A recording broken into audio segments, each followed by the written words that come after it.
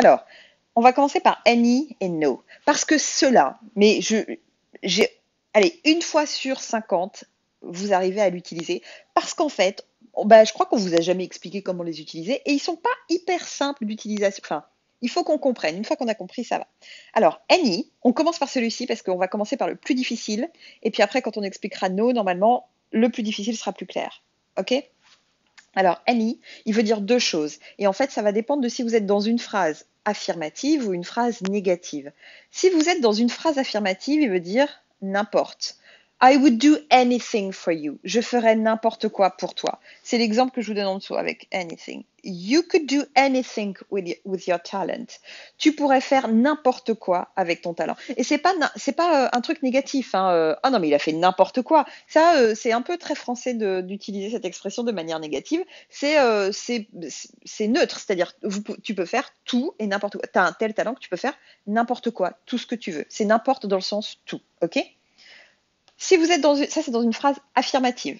Si vous êtes dans une phrase négative, eh ben c'est l'inverse de tout, c'est-à-dire aucun.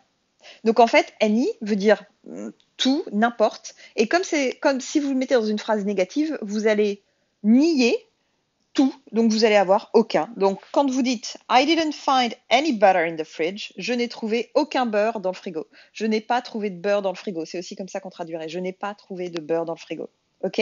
Donc là, vous avez la négation, le not, avec any, ça fait aucun. Alors que là, il n'y a pas de négation. Vous avez any, ça fait n'importe ou tout. C'est comme vous voulez. J'espère que c'est à peu près clair. On va voir si ça s'éclaircit un petit peu avec le no. En fait, peut-être pas, ça va peut-être être plus compliqué. Vous verrez bien. Alors, no veut dire aucun dans une phrase affirmative. Donc là, c'est pareil. Pensez à voilà, no, vous le mettez dans une phrase affirmative, ça veut dire aucun. Donc en fait, au-dessus, on a vu un mot. Dans une phrase affirmative, il veut dire tout. Dans une phrase négative, il veut dire aucun.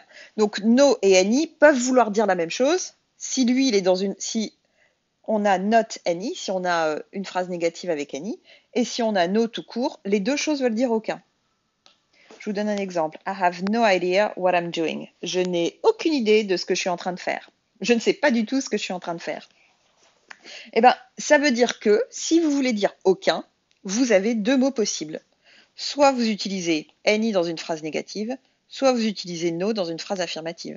Mais du coup, c'est quoi le plus simple? Le plus simple, c'est no. Vous mettez une phrase et vous collez juste no au milieu. Si vous voulez dire, par exemple, j'ai de la chance. I have luck. Même s'il dirait I am lucky. Mais bon, bref, c'est pas grave. C'est pour l'exemple. Il suffit que vous rajoutiez I have no luck. Vous voyez? Si vous voulez dire j'ai des amis. I have friends. Il suffit que vous disiez I have no friends. Et c'est aussi simple que ça. Vous passez de j'ai des amis à je n'ai aucun ami, je n'ai pas d'amis. Ok? C'est hyper simple d'utilisation le no. Et en fait, c'est logique, puisque dans le no, vous avez déjà la négation. La négation, c'est le N qui est ici. Donc, il suffit que vous le colliez au milieu de votre phrase, devant votre nom commun, et vous aurez aucun plus nom commun. Ok? Bon, j'espère que c'est à peu près clair. Les dénombrables et les indénombrables, en général, vous les connaissez, vous en avez entendu parler, vous avez des exemples. On va mettre ça un peu plus au point.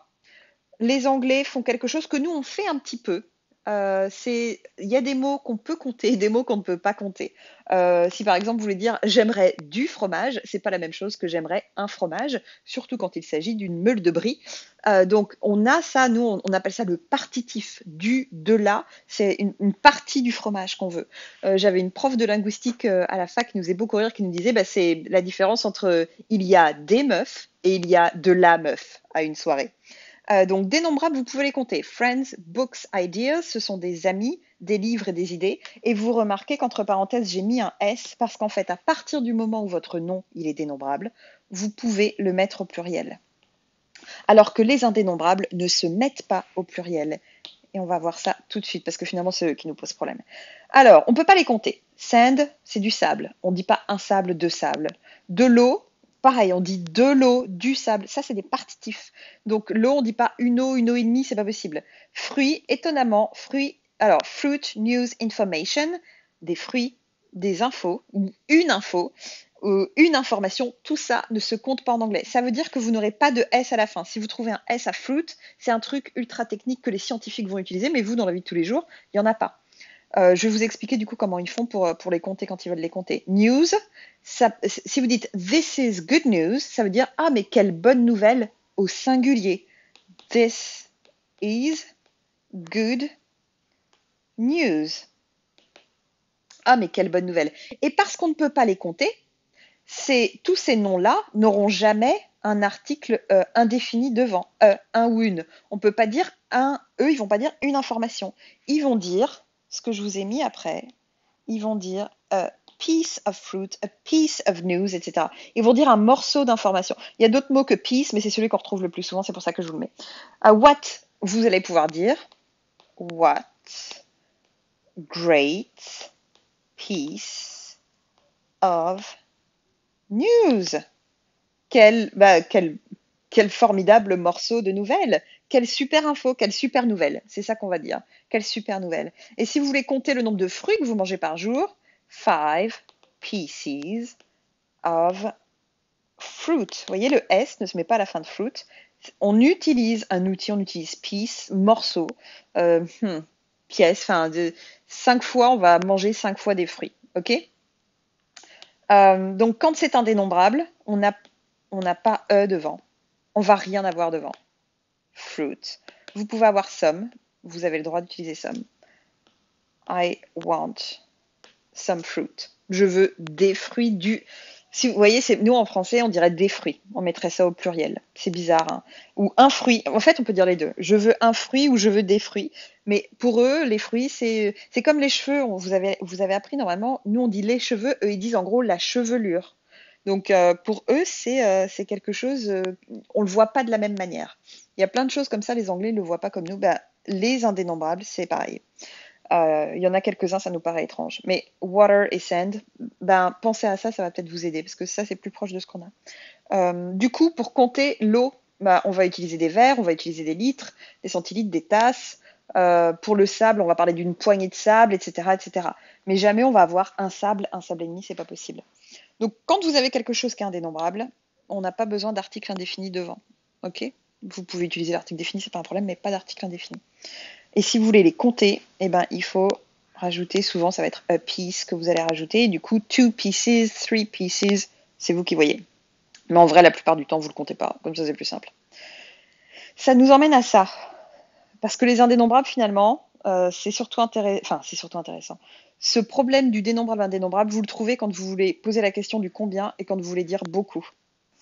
Pour beaucoup, donc on est d'accord, hein, D c'est dénombrable, I c'est indénombrable. Beaucoup, vous allez dire many devant un mot dénombrable et much devant un nom indénombrable. I have many friends. I don't have much money. C'est pareil, money c'est indénombrable. Vous dites pas un argent, deux argents, trois argents et demi. Donc c'est indénombrable. Much devant indénombrable, many devant.